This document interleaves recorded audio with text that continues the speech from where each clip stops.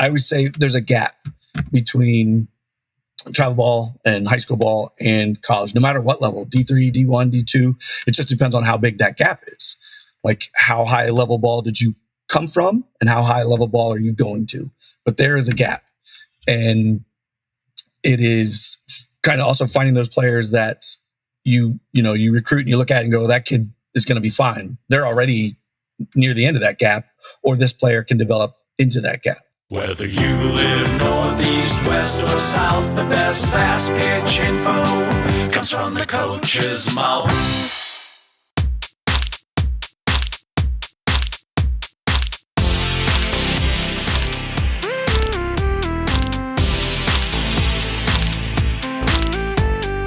Welcome to the From the Coach's Mouth podcast with your hosts, Jay Bolden and Ken Kraus.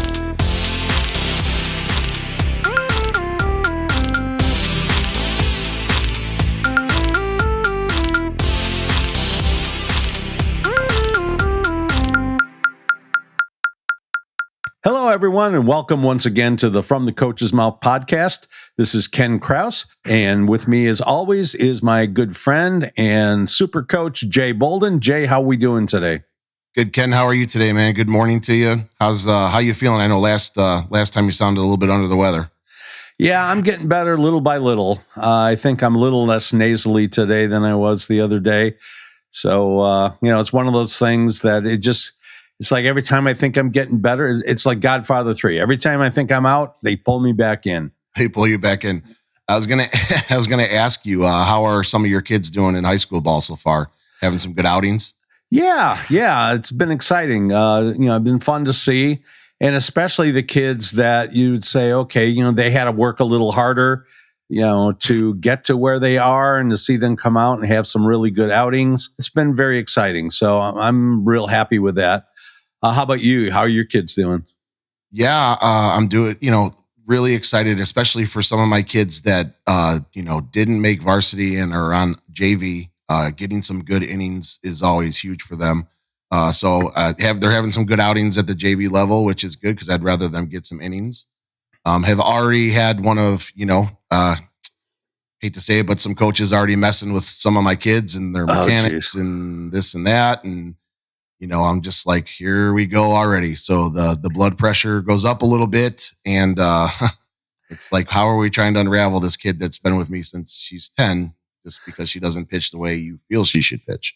Besides that, though, I think most of my kids are off to some pretty good starts, and I'm excited about that. So, yeah, good. I was actually working with a girl last night who was very excited to tell me she's on the JV1 right now, but her coach just told her that for a doubleheader coming up, she's going to be moved up to varsity. So she'll get her first varsity innings as a freshman. And, she's real excited about that. So that's awesome. Congratulations to her and to you. Thanks. Oh, and one other thing I want to mention, congratulations to St. Xavier University. I saw you guys are ranked 19th now. Yeah, we're moving up the polls, which is great. We're 19-6 right now. We've got 2 games today. We're in conference play, so we swept our first opponent in the conference. But again, as you know, it gets harder and harder as the conference schedule goes on. So far it's been a great year, and we're hopeful that we can, stay the course and get after some of our goals that we had since the beginning of the year. So thank you for that, though. I appreciate it. Yeah.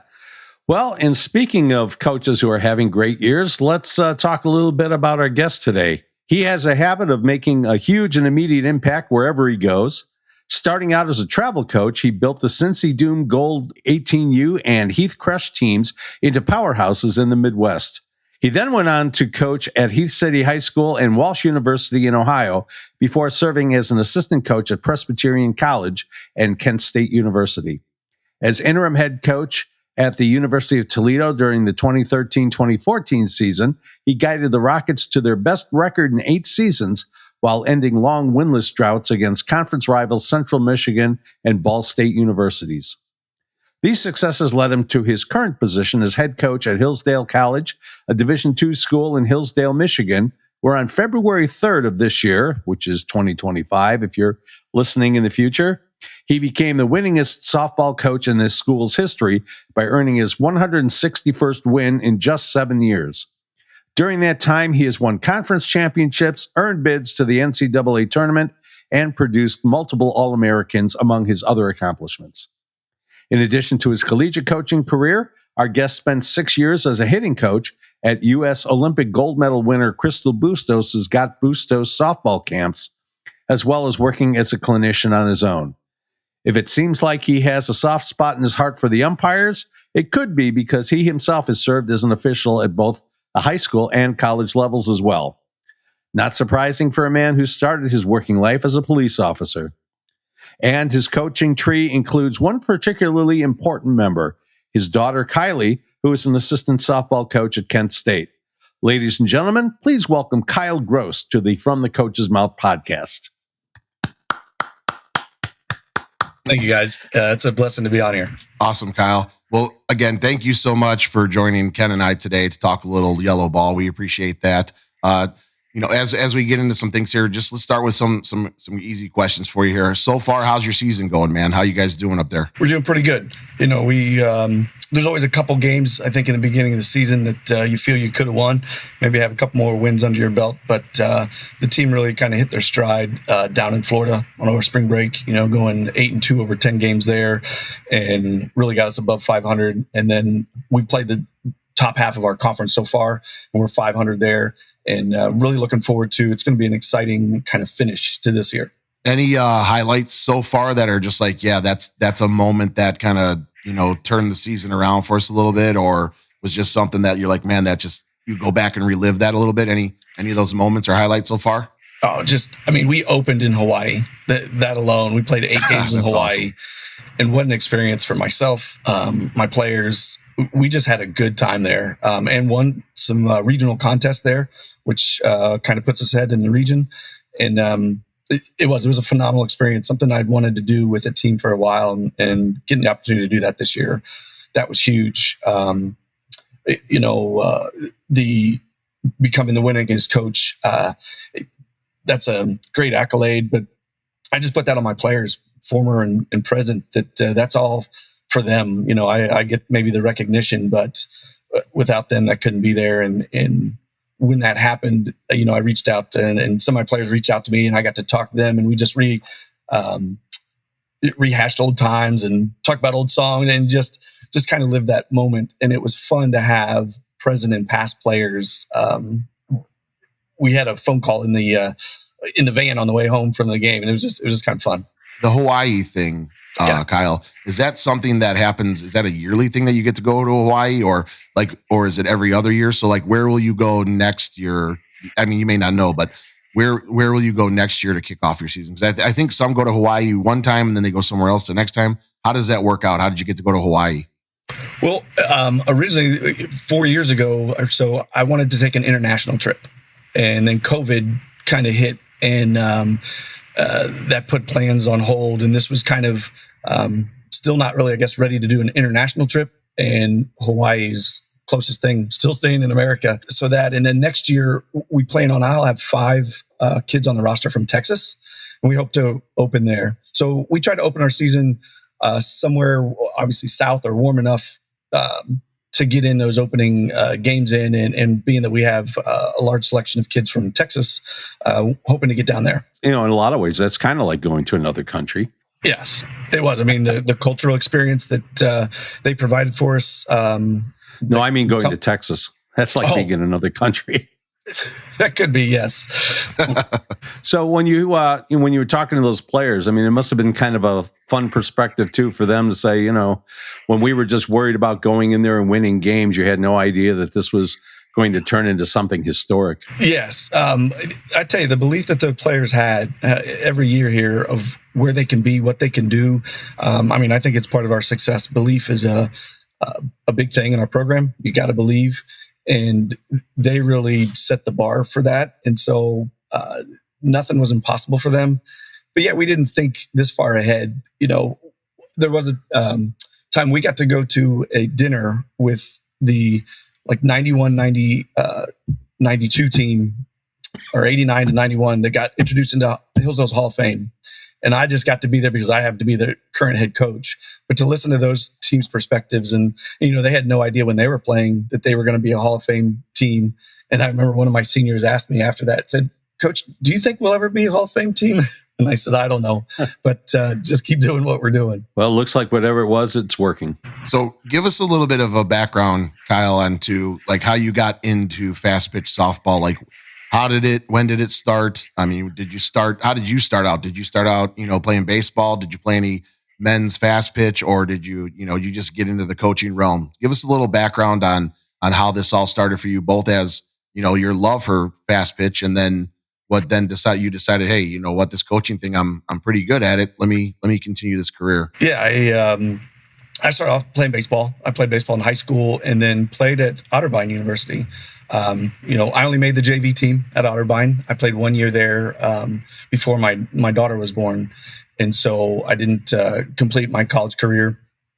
And so then fast forward, my daughter was 7 years old and we got her into playing, rec league ball. And first day of practice, the head coach must have heard that I played baseball somehow in college, and that somehow qualified me to be an assistant coach. So I volunteered to assist these 7 and 8 year old girls, and then they truly just amazed me. I'd only worked with my own daughter growing up, but I remember thinking to myself, well, how do you teach 7 and 8 year old girls? And I said, well, I'll just do it, in baseball. And I remember by the end of the season, we turned a double play, like a 6-4-3 double play in rec league ball. And it was like, if you teach these young girls, they can do it. You just have to teach them. And from there, I guess, fast forward, just the passion. I just wanted to learn more and more about it. And each year, then I became a head coach, and then an all-star coach. And I'm a competitive by nature. So, I was the most competitive guy in the rec league ball, but I really just wanted to learn more. And thankfully along the way, I had a high school coach when I was just teaching youth ball that let me into their practices and showed me what they do. And then when I was in high school ball, a collegiate coach allowed me to come to their practice. And then really fortunate to meet Crystal Bustos and the late Howard Carrier, one of her coaches, that really took me under their wing and taught me a lot about what they do hitting. And I got to go across the Midwest teaching camps and clinics. And that really kind of elevated my career. How did you hook up with Howard and with Crystal? I'd heard about her and Jenny Finch coming to a Cincinnati camp and a clinic. And I took just me and my daughter the first time. And I just loved what they were doing. It reminded me of my hitting days in college. I was like, if I knew this, then I could have done something with this. And I went back and it was just me and my daughter. We worked. And then I brought, the next time they came to town, I said, I'm bringing my whole team. So I brought a 12U team there.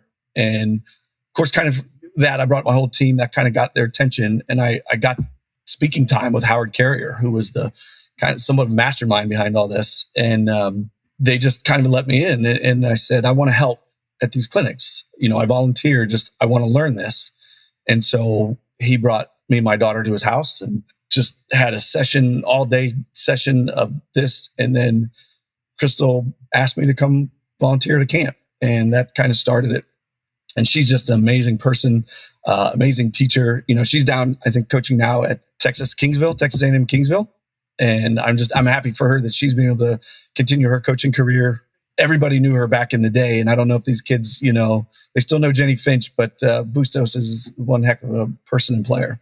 Yeah, she definitely was. That's amazing too. And people don't realize things about Crystal, is that Crystal did not play at a Division I level, if I'm not mistaken. She was a junior college kid and made it to the Olympic team, which is, huge. She never was like, she never played at the Division I level, and here she was at playing at a junior college, and just turns into an Olympian, which is great information about her. And so I'm sure that she's given you a ton of knowledge too. We're going to get into some hitting stuff with you a little bit later in the podcast. So I just want make sure you keep that fresh in the back of your mind there, so that we can get into that.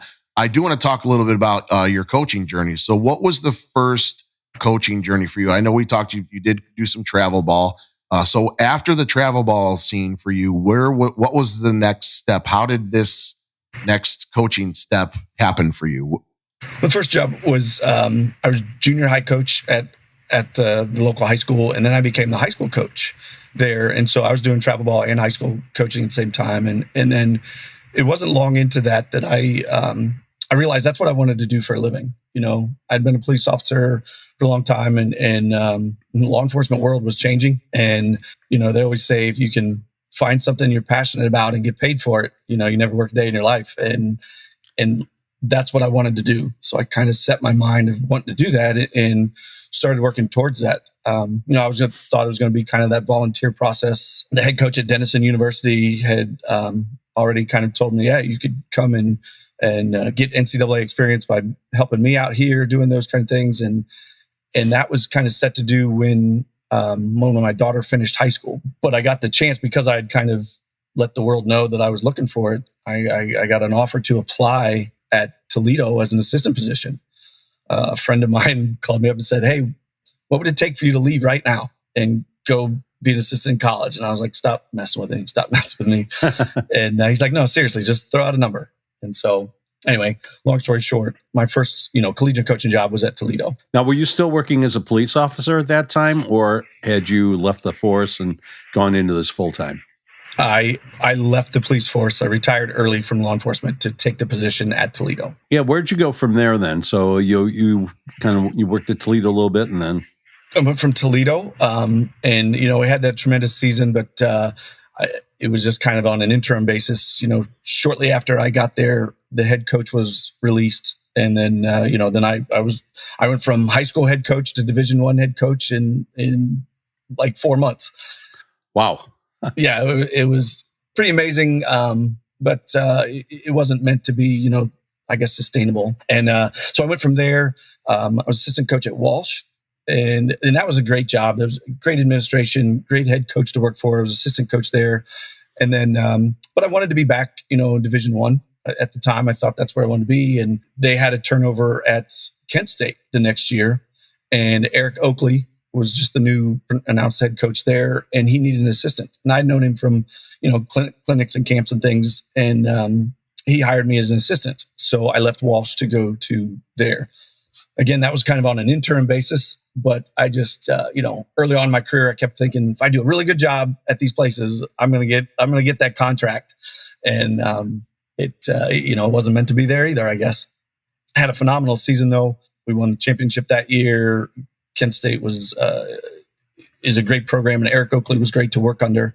I went on from there to Presbyterian College. Unfortunately, that program at the time was not great, and I ended up resigning that position middle of the season. And I thought at that point, I'll probably never coach again. I've been to 4 different programs in 4 different years and resigned the last one. And that's probably not the greatest resume to have, but it was just something that I had to do at the time. It was things weren't good there. Went back down to Florida and started umpiring more at that time. And then thankfully, friend Joe Abrams, which you guys might know, former Hillsdale coach and Toledo coach, when he took the job at Toledo, it left an opening here. And I actually had contacted him about maybe being his assistant at Toledo. Well, he kind of did me one better and contacted the AD here at Hillsdale and said, hey, there's a guy you should check out. And that AD called me. I applied, and I am blessed beyond belief that I was able to get this position here in Hillsdale and kind of a second chance, and used all those experiences and all that to be where I'm at now. That's great. I was going to say a good friend of ours, Kyle, that we've had on this podcast is Jeremy Sheetinger. I don't know if you follow him or not. Mm-hmm. He is big time team culture. He's down at Georgia Gwinnett College in the NAIA. And one thing that he said with me that really resonated with me is he's like, I don't want to coach in the SEC. I don't want to coach. He goes, that's a job where you just got hired to get fired. He's like, I can grow my program right here and be successful and run it the way I want to run it and do things the way that we want to do to not just help these players be better baseball or softball players, but also just be better people. And I think that's something that's really resonated with me when he said that. It's like, some of those jobs that you people are after, you're getting hired to get fired. And, finding where you fit and where you belong, I think is probably one of the, the most important pieces of being a coach. Like, right. Like I feel, that's how our head coach is at St. Xavier. That's just where she's meant to be. And she knows that, and she loves it. And she puts her whole heart and soul into our program. So I kind of feel that's where you are now, because you've been at Hillsdale for how long now? I'm in my 7th season, and I think you're right on. Finding your fit. You ask about players finding your fit, and I think as a coach, the same thing. What are your goals? What are your aspirations? How much do you want to put into it? Those kind of things, and culturally and logistically, Hillsdale is definitely a fit for me. I've had a couple calls since I've been here with the success I've had about applying to some other mid majors, and although that's flattering when you get those phone calls, I'm happy where I'm at. I love this administration. I love my players, and just want to do some good things here. And I think too, that also goes down to a little bit of if there's kids that are listening, players that are listening, that goes into the same thing for them. Like, they all have these dreams of playing at the SEC level, and that's might not be the right fit for you, where you can go to a smaller school or a division, I don't even say smaller, but Division II or NAI or junior college, and that might be the right fit for you. Sometimes, you have these dreams of playing at that level, and it's like, okay, you're going to get, 14 at bats in 4 years. And is that the experience you're looking for, or do you want to play and be a part of a program? So I always say to people and families that I work with, like, this isn't about, what level, it's about what fit. Right? Because the fit and the education is the most important thing. So just for coaches and players, I think that's just an important thing. So that's good stuff. One thing I'm wondering, so you mentioned about that you were, you kind of were 4 schools in 4 years and all that kind of thing. I think in coaching, there's always that little bit of self-doubt. You can always have a little bit of that imposter syndrome kind of an idea, where, you think, oh my gosh, what am I doing here? I don't know what I'm doing. This is awful. I'm terrible. Did you ever have any of that? And if so, how did you overcome that? Yeah, I can kind of think of 3 distinct times that had that. When they let the head coach go at Toledo and elevated myself and Coach Lang up there to head coach, I had already experienced a month or so of being there, and the head coach before me there had some success. And I remember thinking, I may not be cut out to coach at Division I level, because I am nothing like that. And so kind of wondering, I remember, did I make a mistake when I left law enforcement? Because I took a huge pay cut in security for a job in the coaching world. But so there was. And then all I thought was just be yourself. All you can do, just teach them the way you did, the way you coached in high school, the way you coached at travel ball. And that resonated that year, and so then at Presbyterian, when I walked away, thought, I'll never coach again, and had, doubts about that. And then when I was umpiring in Florida, I remember thinking, there was a moment I just wanted to fill out a lineup card again. I said, will I ever get the chance to fill out a lineup card for a meaningful game again?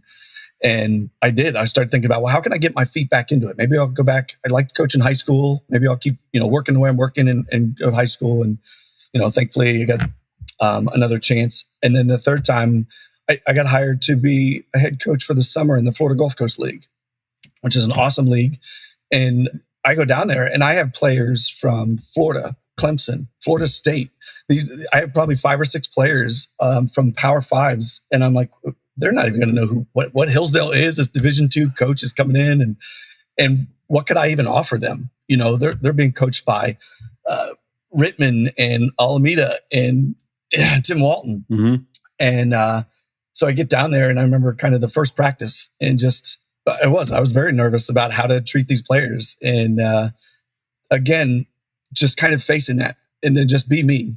And eventually, the relationships were built with those players, and it was a phenomenal year. And I learned a lot from them. Also being open and humble as a coach to, if you're working with another coach that's just outstanding, if you're even just players who play the game at a high level, listen to them. And that's what I did. I was like, well, they're getting coached by these great coaches. Why don't I just ask them, what do they do? What do they tell them? And eventually that led to a dialogue and a trust that allowed me to even coach them a little that season. Did you find that they were also eager to learn? I've heard that a lot about your higher level players, is that you would think that they have a know-it-all attitude, and I'm sure some do, but that a lot of them are, they'll listen to anybody about anything if it thinks it'll help them get 1% better. That's awesome that you said that, because in reviewing the question, I simply thought of that. These kids were awesome because they wanted to get better. We're talking about All-Americans and kids like Claire Davidson and Mackenzie Clark, and they just wanted to. They were young and just wanted to get better, and it was so fun to be around kids that talented that also wanted to work. Yeah, I want to just get into a little bit.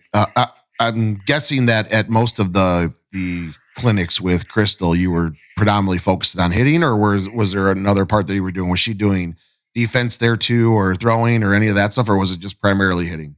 It was primarily hitting. Great. That's what I figured your answer was going to be. So what I want to dig into here a little bit is maybe a little bit about your hitting philosophy there at Hillsdale. Like what, you see a lot of things that are currently being posted on social media. Like I feel like social media sometimes is like our worst enemy. As long as you have a fancy drill and people are clicking on it, then you must know what you're talking about or doing. You see several approaches to hitting, right? And I think Ken and I come from we're cut from the cloth of like, there is no one right way, right? It's trying to find what works best for each kid. And same thing with even pitching. I think Ken and I would both tell you the same thing, that we both believe, that, everybody moves differently. But what are some of the, if you will, like your core principles up there at Hillsdale, or just in hitting in general, Kyle, that you can maybe help some of our kids that are listening, or younger coaches that are like getting into helping their team hit better? Well, interesting. Coming from being a clinician to a coach of a team, it's a little different. When I was doing those clinics and stuff, very mechanical and kind of doing it this way and learning from that. And here it's about, finding success at this level, finding success for each individual hitter. And so I definitely don't, cookie cut. Everybody doesn't swing the same and do the same thing. But, as far as principles, hitting the ball hard. So you've got to find a way movement wise. And I think that starts with strength in the weight room. And then a philosophy of, it's not about trying to have that perfect swing. In fact, this year, I have a lot of cerebral kids, and they think a lot. And sometimes they overthink the mechanics, or if they go 0 for 3, it's some mechanical problem. And I really tried to downplay the mechanics this year a little bit, which is, very different from somebody maybe giving lessons or instructing, but it's still good advice. And sometimes, I have a player that I literally just say, hey, take that stick and whack the ball. That's my advice to her. It was my advice to her last game.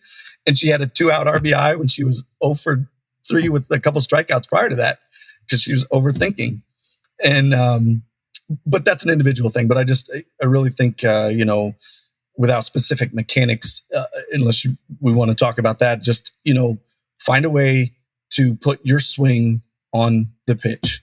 What you practice, what you're consistent at, what you do good, then work that live. Yeah, I heard a great story about Carol Hutchins, that she was in a game.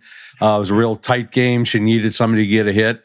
And the hitter immediately went down 0-2, and she went over. She talked to them. You could see it on TV. She talks to the hitter, comes back, goes in there, cranks a home run.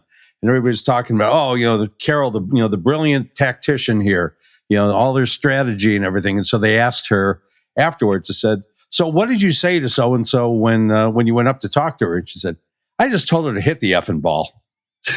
It is.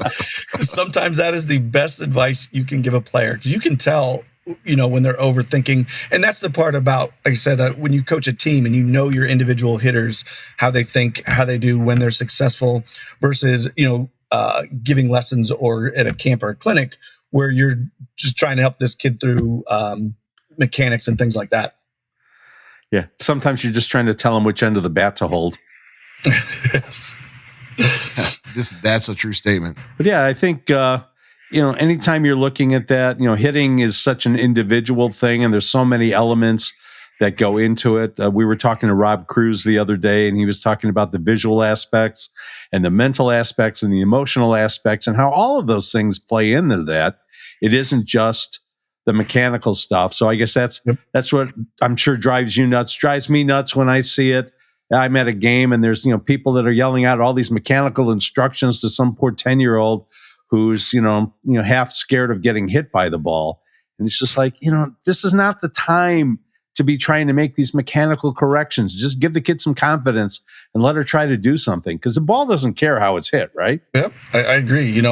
Short cues. I try to give, short cues that will remind them of something quick that they, so they won't dwell on it or think too much of it. And then like some of them, I can't even do that too, because that'll make them overthink, but it is. Hitting's very interesting and definitely like a little different philosophy from when I was doing camps and clinics into being the head coach of a team. So I want to ask you though, Kyle, you say hit the ball hard, and I agree with you 1,000,000,000%. However, I see all these kids posting on social media about their exit velocity, right?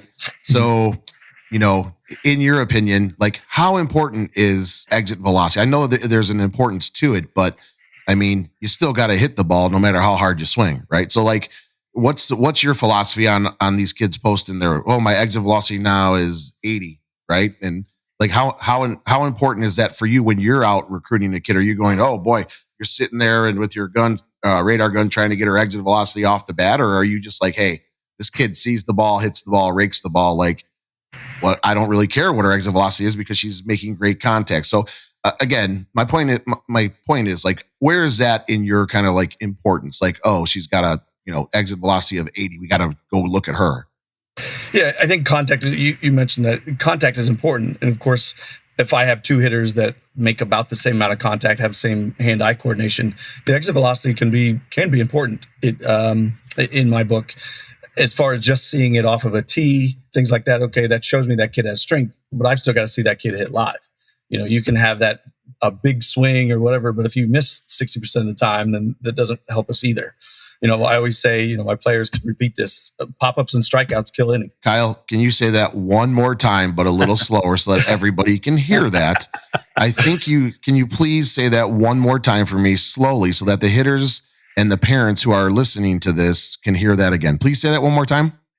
Pop-ups and strikeouts kill innings. Okay, good. You just made my entire week. Thank you, Kyle. I really appreciate that. Continue though. Please continue. Yeah. And so you've got to have hitters that make contact. And I mentioned strength before, and it's a huge part of the college game. The weight room is part of the reason for our success. Our players work really hard in the weight room. And I'll tell you, Kent State showed me that championship year. I'd never seen a softball team work as hard as that team did in the weight room. And I've taken that philosophy to really push our players, and they see the results. It may just show up in 75% of through the season, and their bodies are just stronger. They're just hitting the ball harder. It makes a difference in the collegiate game. Absolutely. Just real quick too, it also, and Ken will back me up on this a little bit too, because Ken and I are predominantly pitching coaches, right? We still dabble in hitting, but we're not. I do a little more than dabble. I'm probably about 30 to 40% hitting. Oh, wow. I didn't know you did that much, Ken. I'm going to start sending more kids your way then. That's fantastic. I do not. I'm probably about 5% hitting, but just because I still like to mix my day up, you know what I mean? And so my point of that though is just going towards the pitching side aspect. The weight room is critical even at a younger age. Yeah. Some of my kids that are a little bit more higher level, that they're throwing the ball hard already. They're like, well, what can we do to throw the ball harder? And I'm like, well, we need to start lifting, right? We need to start getting in the weight room, because that's going to be some free MPH for you right there, right? That's going to be some more exit velocity for you right there.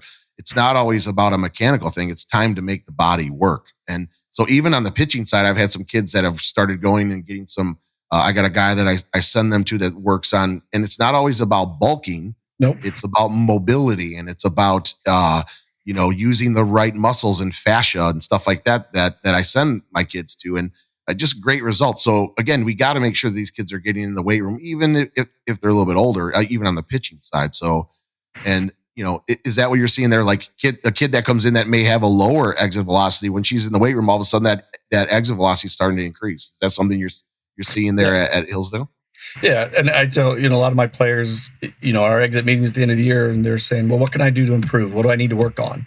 And I'm like, if you don't touch a ball this whole summer, but you go home and you work and you become a better athlete and come back stronger, everything. So it doesn't matter whether you're a shortstop, second baseman, outfielder, pitcher, or hitter. Your overall strength in you got 4 years in college to do it, to make your mark. And you should be trying to be your absolute best athlete and performer you can be. Nutrition, weights, all that in there. One of the things in the softball world, you're being generous with your time today, helping out other coaches and all that. We were wondering, who are some of the people that you maybe have had as a mentor or that you still count on today as someone you can go to? Who do who's part of that coaching group for you? Pat Murphy. I took a class with Pat Murphy when I was just a high school coach. And then he saw me again when I became the coach at Toledo at the convention. And he remembered me from a high school. I was a high school coach, and he remembered me 2 years later. And I'll never forget that. I mean, how he remembered my name and said that. But I was a brand new coach, and the first advice he gave me was to have a surrounding support with you that you could call, contact at any time. And so I just wanted to repeat that advice. And he's actually been, I've been able to reach out to him some, and but also even my family. It's fun to have, we mentioned my daughter to be able to rely on, former coaches, Eric Oakley, even my wife and my mom. Not softball wise, my mom doesn't know a hard thing about softball. She doesn't understand slapping. She's like, why do these girls run through the box and hit the ball? But I can still just rely on her for having a bad day, just advice about life kind of things. Those. So yeah. Yeah. The family is super important, especially as a coach's wife is they're a special breed. Let me tell you. So Absolutely. I try to thank mine as much as possible because she gives me a lot of time to be with a lot of other people's kids and holds our house down. Same here. So, if our wives are listening, that we appreciate you and probably take you out to dinner shortly. In my case, there's zero chance that that's happening, but yeah. I think my wife listened to the first one, and then after that, she's like, "Oh yeah, it sounds great," and then she was back doing what she was supposed to do. But anyway, I want to talk a little bit about culture up there with you. What are some things you're doing with your team, your that program up there that instills the culture that you have up there? So, like, are there activities you guys are doing throughout the year? Well, just give us a little background on that if you can. Yeah, I think one of the things that we do that's been successful is for a college team, we include the families probably more than any other program I've been in. You kind of get to college and you play travel ball, and those families are usually pretty tight. And then you get to college, and it's like the team and the parents there's a wall between them a little bit, and we kind of meld that together. We have a huge thing down in Florida, spring break every year. Our senior parents put on a dinner, and they invite anybody that's coming down. And we have start off the first year, maybe 40, 50 people. We have anywhere from 75 to 85 people at this. And, wow. And I stand up and I tell each senior personally what they mean to me in front of the whole group. And that's kind of become a tradition that just kind of happened the first year because I just wanted to thank our seniors. And now it's one of those things. But including the whole family, we're truly a family here, parents, grandparents, everybody. That has made a big difference. They help out so much and they have support. And so I think that's a little bit different than most college teams. Yeah, I think that's great. And it was making me think of an experience I had. I was watching one of my students playing in a Big Ten game. And it was the first time I'd really, kind of sat there in the parent area. And I was surprised to hear that it was like being back at travel ball again. There was that one parent who's got to yell stuff to his kids, has to yell advice to the coach. Fortunately for everybody on the field, this guy's way up in the stands. So hopefully you don't have to deal with any of that. No, not a lot. Our parents are great. The saying that we recruit parents also, we kind of truly do with try to really get to know the parents at the same time that we're getting to know the kid on visits and going to see them at travel ball and things, and really building a relationship with the whole family, the player and the parents prior to them getting here, and allowing parents to have dialogue with me. And I've been fortunate and good enough, that it's not a lot of complaints and things. And they've just been really good.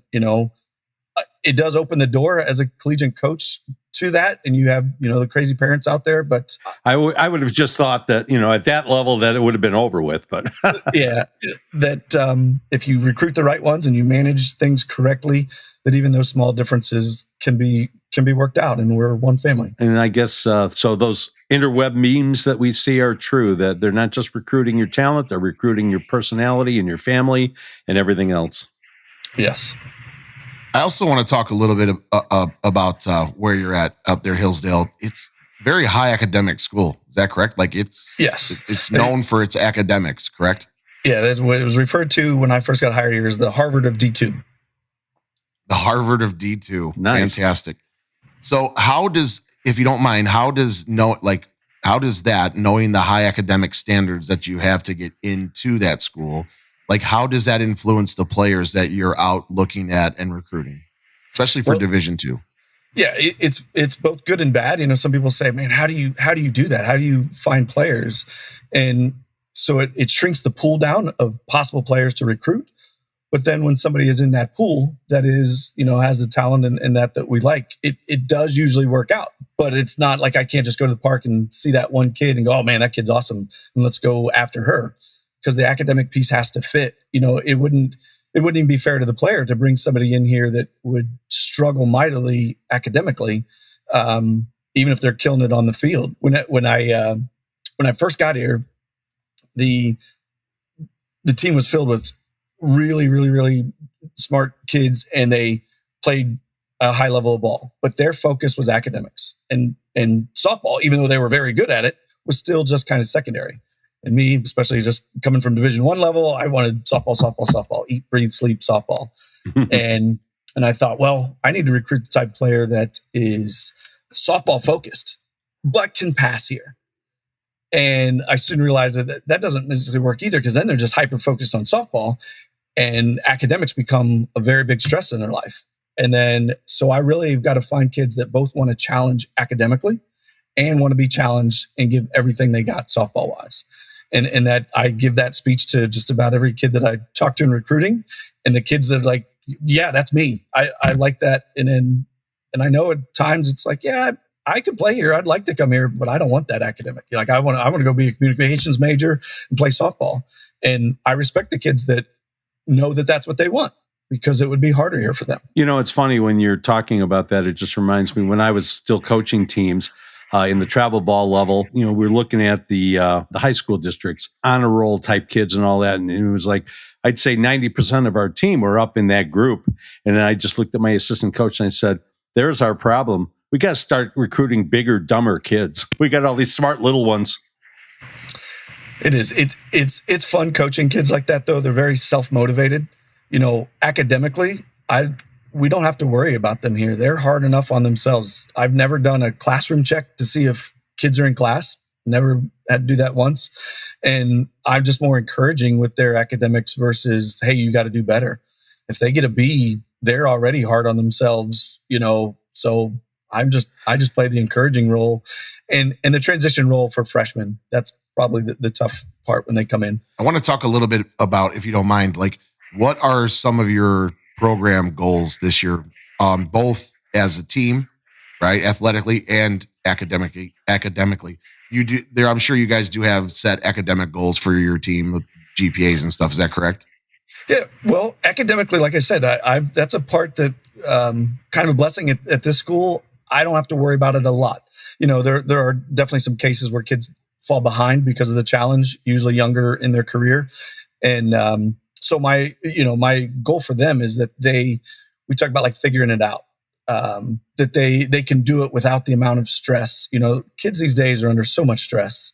I try to all the time tell these kids, you guys should be stressed less academically, that they find their way, I guess would be the goal. They find where their fit is and where their expectations should be. I've only had one 4.0 student, that she was a valedictorian, and even my other straight A's, they get that A- and end up with that 3.98 GPA by the time they graduate. Yeah. That's awesome. And so I guess the academic goals is just that they find themselves academically here at Hillsdale. And then, team goals wise, we want to get back to regionals. Our junior class went their freshman year, and they still talk about it. It's such an amazing experience to get to go. And we've had the opportunity to go a few times, and we have a really good opportunity to go again this year. Last year we just missed out by some other teams getting AQ bids that bumped us out, and that was heartbreaking last year. And so wanting to return there is a big goal. It's funny. As I think about it with your situation, I think in most schools, the head coach, part of their job is to set up study tables and make sure their kids are showing up to class and doing all those other things.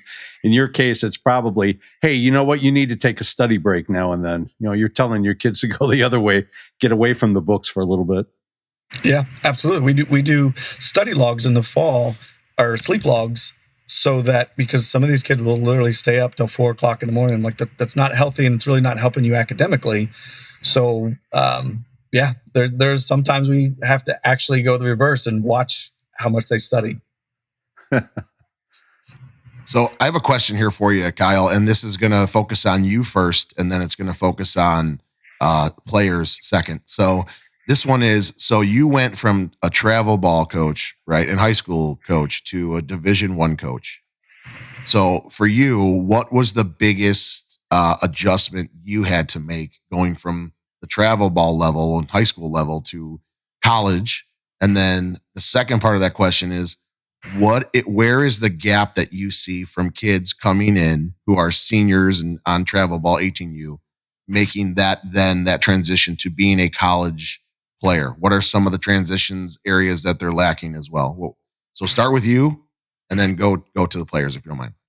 Well, mine was an experience at the collegiate level. And there's also so many more things behind the scenes that you don't think of as a head coach, that you have decisions on where to eat, busing, scheduling, then just NCAA paperwork that you've got to do, all those kind of things that are behind the scenes. And when I first I knew none of it, and so thankfully the other head coaches in my office at Toledo helped me out with a lot of those kind of things. And then the decisions that you make as a college coach is way more on a daily basis than you make kind of as a high school travel ball coach, those kind of things. Is fundraising a big part of it too for you? I've been fortunate enough that, so being at Division I level, there wasn't a ton, have to do fundraising. There's always a little camps and things like that. And then at Hillsdale, fortunate enough too, that the kids are so, they're so academic and stuff that we try not to have to put a whole bunch of like, hey, you got to make fundraising for this, got to make fundraising for that. And thankfully, we have a school that gives me a budget to still compete at this level and not have to do fundraising. Dealing with a different type of athlete from high school travel ball, you're dealing with 21, 22-year-old, women versus 16, 17-year-old, juveniles. And, but I handled, I think, that part, just fine with those kind of things. But onto the players, I would say there's a gap between travel ball and high school ball and college, no matter what level, D3, D1, D2. It just depends on how big that gap is. Like, how high level ball did you come from and how high level ball are you going to? But there is a gap. And it is kind of also finding those players that you recruit and you look at it and go, that kid is going to be fine. They're already near the end of that gap, or this player can develop into that gap. And I think that's something that players, no matter what level you go to, you're going to see a gap. And the example I give is, everybody in travel ball or high school ball will say, hey, we face a Division I pitcher. She's going to Georgia next year. She's going to Coastal Carolina. And I faced her. And then I'm like, yeah. And then, but now you get there and you're a freshman in college, and every pitcher you see is very close to that pitcher that you were saying how great it was that you got to do it. And so that's your everyday, even at Division II level, because these are 21-year-old pitchers that have been there, done that, seen it, even if they're not, touted as the best or they weren't a Division I prospect. That kid knows how to pitch at the collegiate level. She's done it for 3 or 4 years, and you have limited at bats against that type of pitching. Awesome. Good stuff. Go ahead, Ken. Oh, I was just going to ask one other thing. We're going to kind of circle back to your beginning.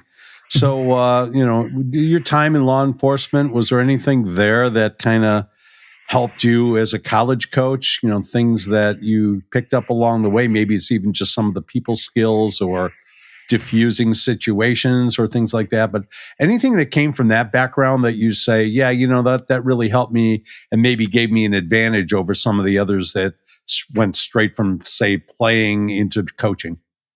Yeah, I think so. And I think you hit the nail on the head, that the people skills. I talked about it, like as a law enforcement officer, you manage people from good to bad to everything in between. And you come across every personality in between over the course of that career, my career. And I do credit, I've said it kind of a long time ago, early on in my career, I've had an ability to kind of connect with young people quickly and gain trust and those kind of things. And I think that experience, I was young when I got in law enforcement. I was only 21 years old, and I grew up in that law enforcement and in a community with dealing with people. And I think dealing with people and knowing how to talk to people has definitely helped me in my career. How do you think the game has changed, or even the players have changed from the time you started to where you are now? Or have they? The athletes are bigger, faster, stronger. When you look at the Power Fours and the top 10 teams in this country, those girls are athletes. They are awesome, and I just think, and there's always been those along the lines, don't get me wrong. There's just more of them. The training, the knowledge, and the, a lot of what it takes to be top has trickled down over the years, and more athletes are doing what it takes to play at that level. Yeah, definitely. Do you think too, though, a little bit as well, like you were talking a little bit about the gap? I think sometimes, at least in my experiences where I'm at, there is a gap a little bit of the softball IQ, if you will. I think that's kind of lacking a little bit. Are you seeing any of that at the Division II level? Like, I feel like there's just that, like, things that we as coaches think these players should know, they just don't know. Where I think back in the day a little bit, and Ken and I have both been around a long time as well, it's like that was just kind of part of the thing. And I'm not sure if that's more on the travel ball side of things, where kids are just showing up on the weekends and just playing and not, working through some of those things. Are you seeing some of that too, Kyle? Or, I mean, they definitely are bigger, faster, stronger for sure. And I think some of them have really good high softball IQ, but, just in my experience, I feel like there's times I'm like, okay, so that's something we have to go over that we thought that they should know, but they don't. Are you seeing anything like that at your level? Absolutely. And I've talked to many other coaches, the same thing. I'll say kind of some of the biggest ones are outfield play. And there's another level of outfield play that most kids who play outfield all high school don't really know, have never really been taught. And it's funny, you can see a difference, our upperclassmen versus our underclassmen just in the outfield in the beginning. And it just takes the experience to get there. Base running, and it's little things. And it is, like you said, go over and practice little things. These athletes that play in college, they're some of the best on their high school team or travel ball team, and they just play. And even though they might make small mistakes over and over on the field, base running or little things, but they just don't realize it, or their coaching staff doesn't realize it, or the coaching staff just doesn't point it out. And then they get to college and their college coaches all of a sudden pointing out all these little things that can make them better. And yeah, it's typically with the underclassmen being taught those things, and not even just a difference like my philosophy is this or my technique is this versus what they were taught. They've never really been taught anything about it. They just run or whatever. Yeah, like you'll see a runner on first, there's a ground ball hit to the second baseman, and she runs right into the tag. It's like, run behind, make her chase you. Even if you're out for being out of the baseline or something like that, save your, the batter runner and try to, get that person at least on base. It just drives me crazy when I see those kinds of things that seem so obvious. Yes, there's a few. I give you like base running ones. A fly ball tag to left field. You got runners at second and third, and the runner tags to run home, and the runner from second gets thrown out at third trying to tag. With there's one out, and then the run home doesn't even score because the double play. And there's no reason. Just stay at second when there's a fly ball to left. That trail runner kind of thing. It's just something they've never been taught or think of. And then if you don't really go over it, it happens to you in the middle of a game and you're just mad as a coach. Like, why are you doing that? And it's not necessarily their fault. They never been taught. Yeah. Very true. Very true. Yeah. And speaking of that, just kind of the whole learning process, how important do you think it is for coaches to continue their education, to continue to learn? And what are some of the things that you've done along those lines to try to improve your knowledge? It's very important. I'll go back to when I was a police officer. My first time I was out by myself, and my sergeant took me aside and said, "Hey, whatever you do in this career, until the day you retire, continue to learn." And he gave me that advice. And so I've taken that into softball, and especially having a huge passion for it. I want to learn all the time. I go to the NFCA convention every year, and I attend as many the seminars and classes as I can to just learn. A lot of the things, sometimes it becomes repetitive, but man, I'll pick something. I'm like, hey, I never thought of that. And I watch games. I just watch random games on a Tuesday night, on Flow Softball or ESPN, and I'll see something and I'm like, oh, I write that down and implement that, or even show the video to my team. Done that. Kyle, so thanks so much for spending time with us today. Is there anything else you'd like to tell us about Hillsdale College that before we take off here and let you go? I know you got a busy day today, but Ken and I can't thank you enough for being here, spending some time with us today, man. A lot of good takeaways from today. But is there anything else you want to tell us about Hillsdale College that you can think about? Let other people know, including maybe any recruiting needs you have. Anything you're looking for? Oh, sure. Hey, first of all, thank you guys, Ken and Jay, for thinking of me and having me on here today. A chance to talk about softball. I can talk all day about it, and you guys give me some really good questions to open the floor.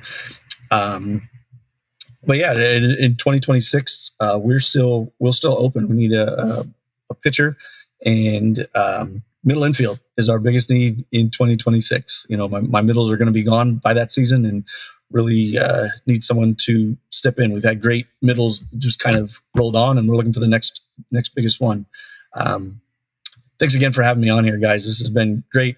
Jay, I look forward to talking to you some more and maybe recruiting some of your pitchers. You have such a great house over there that you're working with. Thank you. But you also need to look at Ken's over there too, because he's got a great house too. So that's part of these connections. Is Ken is a fantastic instructor. He's a person I lean on all the time. So awesome. He's got a stable of some really good up and coming pitchers too. And I was going to say to you too, if you're down, Ken and I are both in Chicagoland area. So if you're coming down to Orland Park or Crown Point area for some of these tournaments this summer, reach out to us, man. Let's go grab a bite to eat. Let's talk softball. We can, go look at some pitchers and stuff like that too. So let's just connect this summer and go have a good time too when you're down here, if you're coming down. Yeah. I'm usually out that way once. I have 3 weddings to go to with former players. But I'm always out on the recruiting trail. And Ken, I'd love to get your contact information if you're on social media or whatever, and be able to stay in contact with you too. Absolutely. Yeah, we'll definitely hook up. We'll get together on social media. I'll let you know. I have a blog called Life in the Fast Pitch Lane that you might like. It's got awesome. Hopefully some good information. And we do a little cross-promoting. Well, true. Kyle, it's been a pleasure talking to you. Really enjoyed your insights and your approach and learning more about what you're doing. Thanks for having me on here. And I wish the best luck to you guys too. Jay, good luck this season. And Ken, I look forward to getting to know you a little better. Sounds good. Thanks, Kyle. All right, everyone. So from the coach's mouth, you heard it right here. We'd like to thank everybody for listening in today. We want to encourage you to, if you like what you heard, give us a like, share it with your friends, make sure you subscribe, do all of that stuff. All of those things help us to spread the word and get more of this great information out to different folks. So on behalf of Jay and myself, thanks for listening to the From the Coach's Mouth podcast, and we'll see you guys soon.